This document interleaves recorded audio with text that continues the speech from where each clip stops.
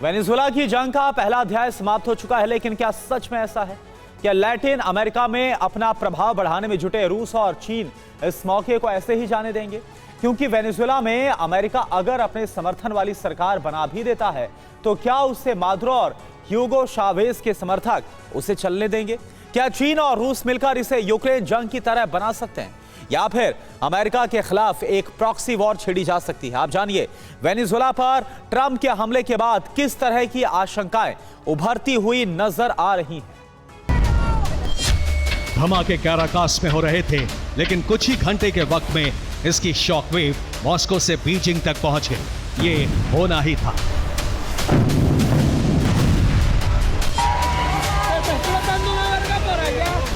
क्योंकि अमेरिका ने जिस वक्त हमले किए, उससे ठीक पहले वेनेजुएला के राष्ट्रपति चीन के राष्ट्रपति शी जिनपिंग के विशेष दूत से मिले थे।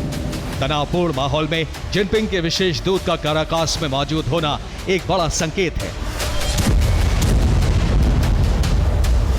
यानी बीते 3 महीने से जारी इस तनाव के बीच चीन और रूस वेनेजुएला के साथ खड़े थे और अमेरिका के खिलाफ एक बड़े युद्ध की जमीन तैयार की जा रही थी।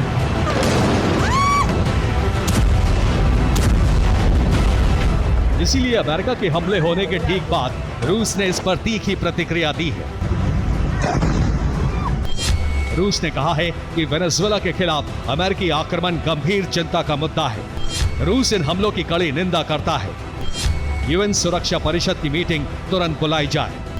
हमले करने के लिए अमेरिका के सभी तर्क निराधार हैं।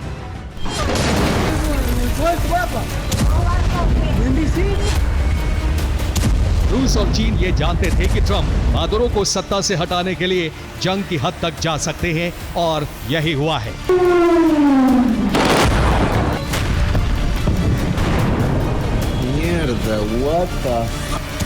अब रूस और चीन मिलकर इस जंग का फायदा अपने हित में उठा सकते हैं। अमेरिका के दोनों दुश्मन खुलकर वेनेजुएला का साथ नहीं देंगे, लेकिन वेनेजुएला को अमेरिका से लड़ने के लिए हथियार पहले से ही दिए जा रहे हैं।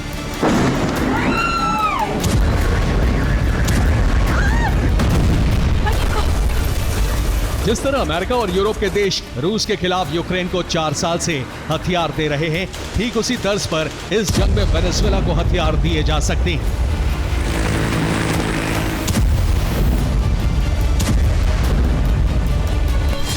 वेनेजुएला के राष्ट्रपति को गिरफ्तार कर लिया गया है, लेकिन वेनेजुएला का सरकारी ढांचा नहीं टूटा है। वेनेजुएला के उपराष्ट्रपति, संसद के स्पीकर, रक्षा मंत्री और विदेश मंत्री कार्यवाहक सरकार चला सकते हैं। ये मिलकर मादुरो की गिरफ्तारी पर अमेरिका के खिलाफ जंग छेड़ सकते हैं।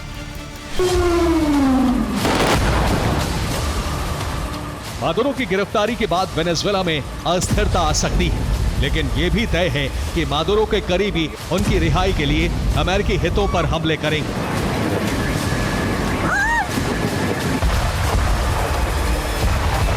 इस जंग में रूस और चीन मिलकर वेनेजुएला के साथ खड़े हो सकते हैं। रिपोर्ट है कि बीते 3 महीने से वेनेजुएला कामिकाज़े ड्रोन का बड़ा जखीरा जमा कर रहा है। कई देशों के इंटेलिजेंस का दावा है कि रूस के शैडो फ्लीट के जरिए कामिकाज़े ड्रोन सप्लाई किए जा रहे हैं। इसके साथ ही चीन से भी सैन्य साजो सामान और उपकरण भेजे गए हैं। रूस ने वेनेजुएला को बीते दिनों इग्ला मैनपैड बक एयर डिफेंस सिस्टम भेजे हैं। इसके साथ ही ऑरिस्टिक मिसाइल तैनाती की संभावना पर भी चर्चा की है। पिछले कई साल से रूस मिसाइलों, सैन्य प्रशिक्षण और तेल समझौतों के जरिए वेनेजुएला की सेना को मजबूत कर रहा है। मॉस्को ने अमेरिका को चेतावनी दी है कि वो तनाव बढ़ाने की घातक गलती से बचे।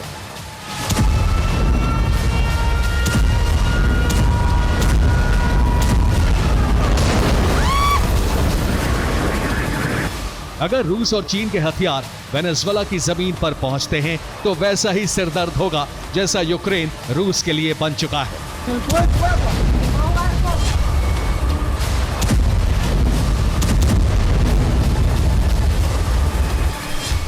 वेनेजुएला में तेल का बड़ा भंडार है, दुर्लभ खनिज और सोने की खदानें हैं।